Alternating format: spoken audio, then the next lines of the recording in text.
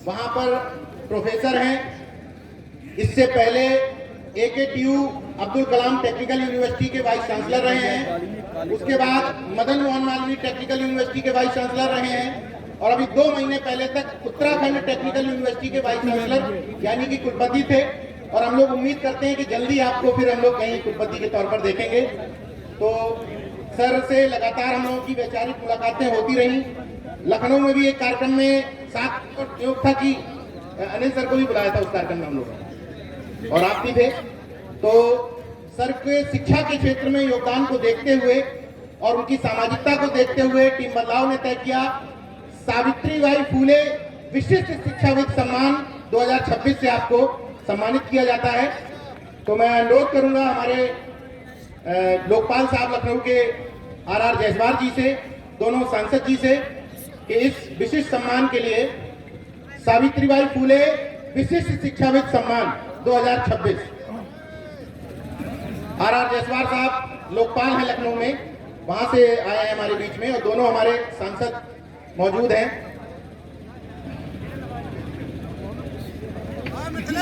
कर रहा होता है।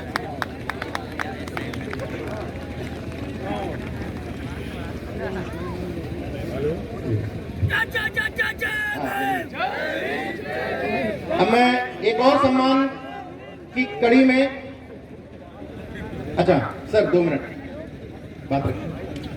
नहीं आइए आइए आइए। हाँ बिल्कुल।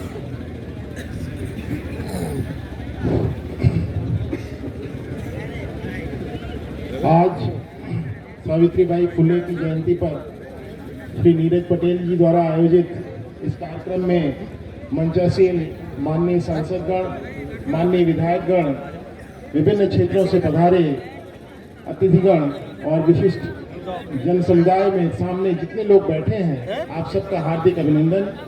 और मेरे लिए बहुत खुशी की बात है कि श्री नीरज ने एक ऐसा काम किया है, अपने माता पिता की प्रतिमा का अपने गांव में लगा करके जो उन्होंने एक बुनियादी काम किया है, वो यहाँ के लोगों के लिए एक नज़ीर ही नहीं बनेगा, ये पूरे समाज के लिए एक नज़ीर बनेगा।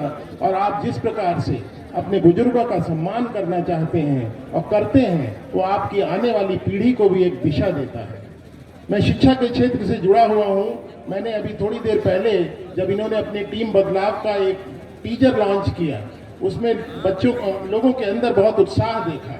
लेकिन हम सबको ये समझना होगा कि ये सिर्फ उत्साह पैदा करने मात्र से कोई बदलाव नहीं होगा। बदलाव के लिए यहाँ जितने लोग बैठे हैं, सभी के अपने अपने परिवार हैं।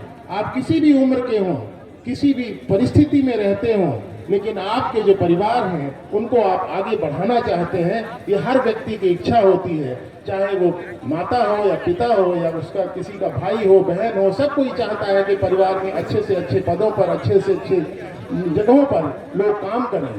ये जो हमारी पूरी सामाजिक समरसता है, इसको बनाए रखने में हम सब की भूमिका होती है। ये किसी विशेष तंत्र की भूमिका नहीं है। कोई सरकार समाज को एक सूत्र में नहीं बांध सकती, ये सबको मिल करके बांधना है और ये जिम्मेदारी हम सबको उठानी है। आपने देखा होगा कि इस समय वर्तमान में यदि मैं आंकड़ों की बात करूं तो यहाँ पर सांसद और विधायक भी बैठे हुए हैं। आपको जानकारी होगी कि जो निजी क्षेत्र की संस्थाएं हैं, जिनमें विश्वविद्यालय या डीम्ड यूनिवर्सिटीज हैं, उनकी संख्या आज राजकीय क्षेत्र के विश्वविद्यालयों और डीम्ड विश्वविद्यालयों से आगे हो गई है।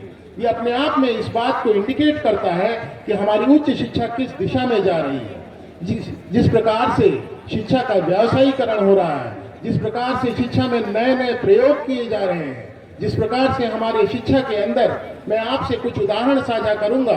अभी हाल में जब मैं उत्तराखंड में कुलपति के रूप में अपने कार्यभार मैंने प्रारंभ किया, तो मैंने एक नया कल्चर देखा कि हमारी एजुकेशनल इंस्टीट्यूशंस में एक नॉन अटेंडिंग एडमिशंस होते हैं। नॉन अटेंडिंग एडमिशन वो होते हैं, हो सकता है यहाँ पर बहुत सारे उसके बेनिफिशियरीज बैठे हों, जिनमें कि बच्चे एडमिशन लेते हैं और सिर्फ परीक्षा देने जाते हैं। इस प्रकार के शिक्षा तंत्र को यदि कोई पल्लवित और पुष्पित कर रहा है, जो इसके पोषक हैं, वो समाज के लिए एक इतना बड़ा खतरा पैदा कर रहे हैं, जो कि एक लाइलाज बीमारी के रूप में आपको दिखेगा। और इससे प्रभावित कौन होगा? इससे वही लोग प्रभावित होंगे जिनके पास संसाधन एक बार के लिए हैं। उन्होंने अपने बच्चे की एजुकेशन में वो सारे संसाधन न्यौछावर कर दिए, उसके बाद उनके पास कुछ नहीं होगा और बच्चे के पास कोई क्षमता भी नहीं होगी। वो एक डिग्री लेकर के सड़क पर ऐसा घूमता हुआ नौजवान होगा जिसको कि कोई पूछेगा नहीं।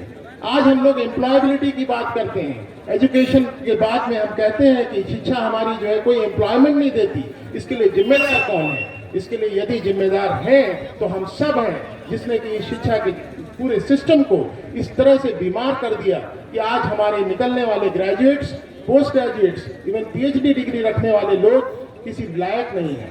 हम ऐसी डिग्रीज को क्यों देते हैं? हम ऐसे बच्चों को पढ़ने की अनुमति क्यों देते हैं? हम परीक्षाओं में बेईमानी क्यों करते हैं? इस सब पर विचार करने की जरूरत है और इसमें भले ही आपका कोई नुकसान हो, लेकिन इसको रोकने की जरूरत है। विशेष करके जनप्रतिनिधियों को जिस प्रकार से शिक्षा के बदलाव हो रहे हैं, जिस प्रकार से नए नए प्रयोग हो रहे हैं, उस पर चिंतन और विमर्श करना चाहिए। एक और बहुत बड़ा खतरा है कि हमारे जो शिक्षक वर्ग है उसने भी चिंतन और विमर्श करना बंद कर दिया।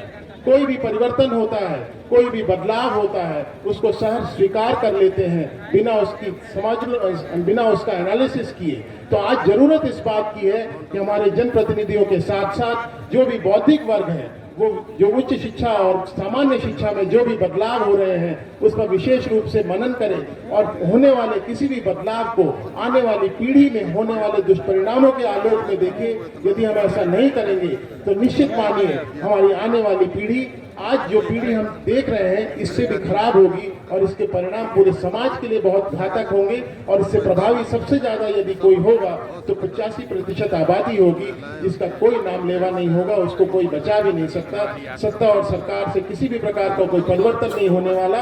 परिवर्तन होगा तो हमारे आपके वैचारिक जो क्रांति है, जो हम चिंतन करेंगे, उससे होगा। इस सब के लिए हम सबको तैयार रहना चाहिए। आप उस देश के नागरिक हैं जिसने कि साइंटिफिक टेम्पर को अपने संविधान में अंगीकृत किया। ये अपने आप में इस बात के लिए आपको एम्पावर करता है कि आप किसी भी प्रकार की रूढ़िवादिता, किसी भी प्रकार के जो कंजर्वेटिव जो आपको विरासत में मिली हुई चीजें हैं, उनका बिना एनालिसिस किए आगे ना बढ़ाएं। तो आपको उसका उपयोग करना चाहिए और एक सशक्त नागरिक के रूप में अपनी जिम्मेदारी इस देश को आगे बढ़ाने के लिए निभाएं।